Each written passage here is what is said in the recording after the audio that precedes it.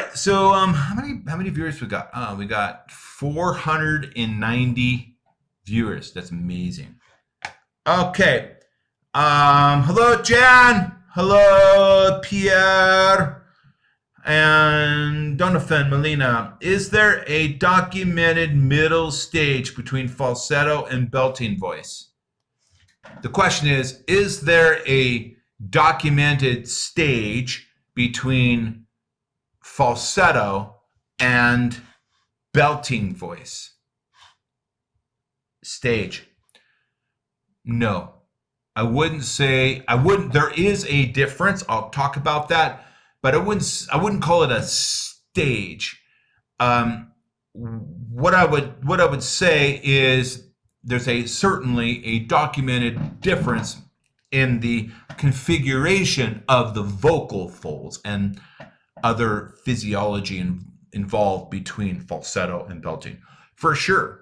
And in some sense, that's a big part of what the Vocalist Studio course and programs are a lot about. It's what I dedicated my life to in regards to vocal training, and that is to be able to turn falsetto, weak and windy, into something that is full and chesty and boomy and heroic, which we sometimes refer to as belting. Okay, so what's the difference?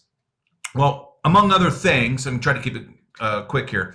Falsetto is characterized by the vocal folds opening up too much in the oscillation cycle, meaning there's too much wind blowing through falsetto. So that's why falsetto sounds like this. It's why it sounds sort of windy, sounds sort of girly-ish and stuff, because the vocal folds are dark, open too much in the oscillation cycle, and this is the sound color that you get, okay?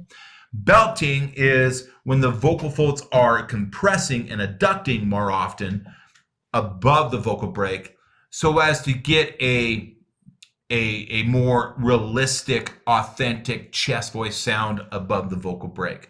So you could say that the vocal fold configuration for falsetto and the vocal fold configuration for belting are at the polar opposites. They're both at the extremes, okay?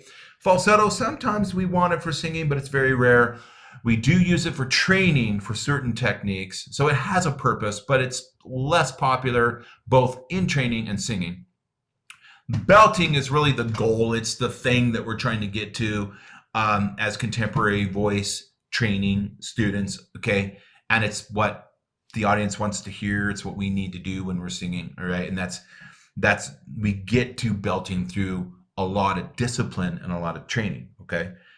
So if you're interested in learning more about that, check out my program called Belting in the Head Voice. It is literally a course designed to teach you how to do that, okay? To build the motor skills and the strength to do that.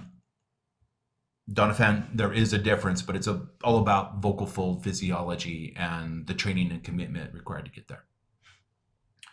All right, are there any other questions? I'm gonna take a few other questions, you guys. If we don't have any other questions, then we'll just, check in a week or so and do this again another time. But here we are. Robert from the Vocalist Studio, from Become a Great Singer and the 4 Pillars of Singing and Belting in the Head Voice and other cool contemporary vocal training programs at your service this morning. Any questions?